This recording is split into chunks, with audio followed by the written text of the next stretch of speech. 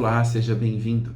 Esses novos tempos trouxeram um paradoxo. Enquanto muitas crianças têm uma rotina repleta de atividades e compromissos, muitos adultos demonstram não ter conseguido sair da adolescência. A dificuldade em viver essa nova etapa é o assunto de hoje. Eu converso com a psicóloga Mara Jusce Kamarowski Baran.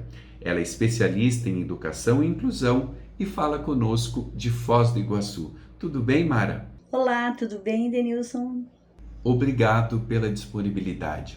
Como você percebe essa infantilização dos adultos? Neste momento atual, a gente começa a ter um novo movimento social, um novo movimento e que acaba afetando essa parte do desenvolvimento infantil, que é as questões que envolvem a parte emocional.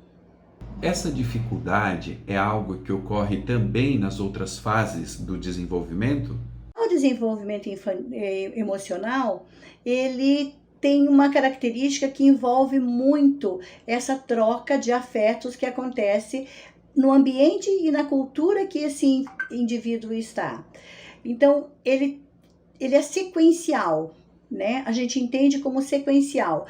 O tratamento e o envolvimento, que o desenvolvimento emocional é levado e é entendido pelos sujeitos dentro do grupo que ele pertence, é que vai gerar uma consequência que a gente não tem como adivinhar qual seja, mas consequentemente ele vai chegar e vai desembocar em algo que está relacionado a esse processo de infantilização ou não, a maturidade, como nós temos hoje nesse momento da modernidade, essa pós-modernidade, a gente tem algumas implicações e dentro de alguns grupos sociais que acabam levando esses indivíduos a ficarem cristalizados em alguns lugares, atendendo a demanda que seja desse grupo social que ele pertence, desse grupo familiar que ele pertence. Quais as principais dificuldades desse adulto?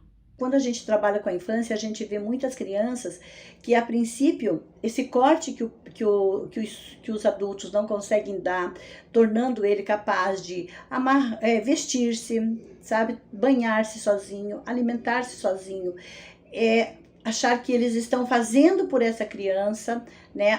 Então eu estou fazendo por ele para cuidar, para poder protegê-lo. Acaba fazendo esse outro viés que é justamente não possibilitar a ele desenvolver essa possibilidade. E vai se tornando uma criança, a princípio, com uma certa no meio familiar um pouco mais prepotente, mais arrogante, mas quando chega no meio social, ele acaba mostrando que é uma criança insegura, tem um sofrimento muito grande, e aí na adolescência igual, e depois no processo de sair da adolescência para entrar no processo da adultez, ele acaba tendo um sofrimento muito grande. Nós temos descrito já na bibliografia, dois movimentos maiores aí.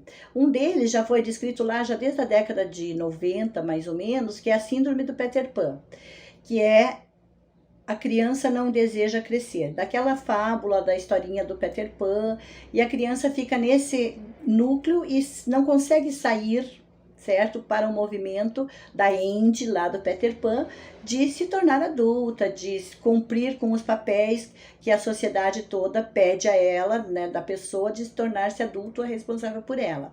Ficam naquele movimento daquela infantilização que é num reino da fantasia, de todas as coisas magicamente, resolvidas magicamente. E temos um outro que é bem interessante também, que é descrito como a síndrome do canguru, que é a dificuldade que a família tem de lançar esse indivíduozinho daquela bolsa, né? Tirar esse indivíduo da bolsa, daquela bolsa de proteção que é a bolsa do canguru. Quando esse adulto é colocado numa situação de desconforto, como ele costuma reagir? Falando da subjetividade humana, a gente não tem como generalizar, né? Cada indivíduo, cada sujeito contém o seu temperinho na sua carne, né? Mas eu coloco assim que a grande maioria desses sujeitos, eles têm uma dificuldade muito grande a frustração. Então, o sofrimento acaba sendo muito grande, por quê? Porque quando pequeno, não são frustrados, não são castrados suficientemente. E aí, quando vão passando os anos e é pedido deles socialmente algumas outras atitudes, alguns outros comprometimentos, ele não tem ferramentas suficientes emocionais para fazer esses enfrentamentos com relação à frustração, com relação à castração. Então, eles têm uma dificuldade muito grande com relação a isso e acabam sofrendo muito, né? Eles têm um sofrimento muito grande com relação a isso. Acabam indo para fazer, envolvendo-se com outras questões, outras demandas da vida deles e não cumprindo aquele roteiro que basicamente a gente entende que é crescer, constituir uma família, se separar da família, construir a sua casa, ter a sua independência, ter um sucesso social, separados, entre aspas, dessa família nuclear. É mais um receio em assumir o controle da própria vida ou é algo mais patológico mesmo? Algumas famílias, elas são tão simbióticas, né? Elas têm um processo tão simbióticos com esses sujeitos e que realmente o sujeito não consegue desenvolver mesmo, passando alguns quadros assim meio que chega a algumas implicações mais patológicas, como o termo que você disse. Mas outros é só uma questão da dinâmica mesmo, da apropriação dessa dinâmica e não tem a ver com a relação de desenvolver alguma patologia, né? Qual a responsabilidade dos pais nesse processo? Eu sempre trabalho muito com famílias, justamente nesse sentido de começar a apropriar esse sujeito já desde pequeno, para quê? Para que depois, quando chegue lá, né, num momento mais adulto desse sujeito, ele tenha já algumas ferramentas para lidar. E depois, quando adulto, a gente recebe no consultório muitos sujeitos em um sofrimento, com muitas dificuldades laborais mesmo, sabe? Em fazer carreiras, em trabalhos. Por quê? Porque para eles é muito difícil, né? Esse caminhar sozinho, né?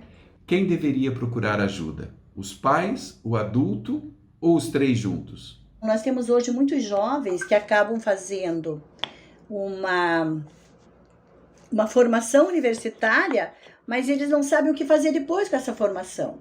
Então, assim, aí o pai e a família, né, os pais ficam assim, nossa, mas e agora? Ele acabou de se formar e ele não sai, não vai fazer, não dá continuidade nesse processo. Aí já é um pouquinho mais difícil, mas ainda volto que esse sujeito, quando ele já é adulto, é muito mais fácil a gente trabalhar só com ele, né?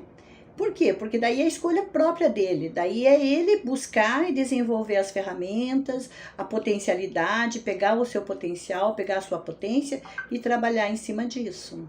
Do que, né? Aí, porque se a gente trabalha, fica meio incongruente que assim, se nós pegarmos um adulto que não consegue fazer determinadas coisas e chamarmos a família, nós continuamos naquele processo de infantilização, né? Então eu recentemente ainda tive um caso muito curioso que era de uma menina, de uma moça já, né, de 24 anos, e aí ela me pergunta, mas você não vai chamar minha família? Eu falei, não. Por que você deseja que eu chame sua família? Ah, mas é que todos, né, sempre chamam a minha família. Eu coloquei para ela, falei, você tem 24 anos, você pode se responsabilizar-se por você. E ela ficou impactada, por quê? Porque é ela com 24 anos que tem que dar conta da vida dela e não, sabe, que eu, né, vou chamar a família e vou dizer, olha, família, vocês vão ter que mudar alguma coisa em relação.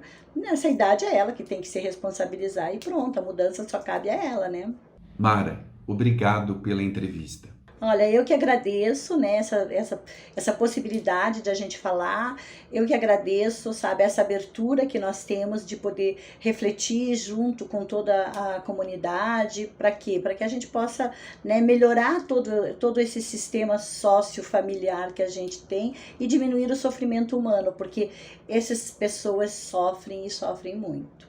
E a você, obrigado pela atenção e até o próximo vídeo.